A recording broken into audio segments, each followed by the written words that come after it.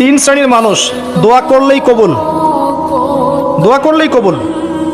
এক শ্রেণী হচ্ছে পিতামাতা, সন্তানের জন্য হাত তুলেছে, আল্লাহ আমার ছেলেটাকে হেদায়েত করো।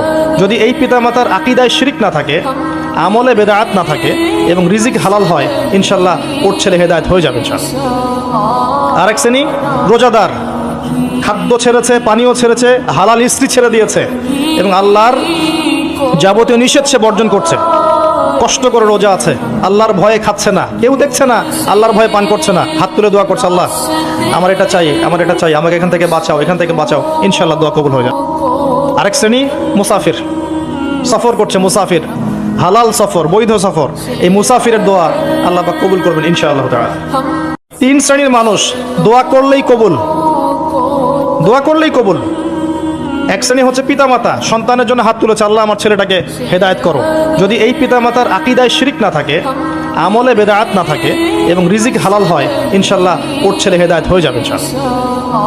আরেক শ্রেণী রোজাদার, খাদ্য ছেড়েছে, পানীয় ছেড়েছে, হালাল স্ত্রী ছেড়ে দিয়েছে এবং আল্লাহর যাবতীয় নিষেধ সে বর্জন করছে, কষ্ট করে রোজা আছে, আল্লাহর ভয়ে খাচ্ছে না, কেউ দেখছে না, আল্লাহর ভয়ে পান করছে না, হাত তুলে দোয়া করছে, আল্লাহ আমার এটা চাই, আমার এটা চাই, আমাকে এখান থেকে বাঁচাও, এখান থেকে বাঁচাও, ইনশাল্লাহ দোয়া কবুল হয়ে যায়।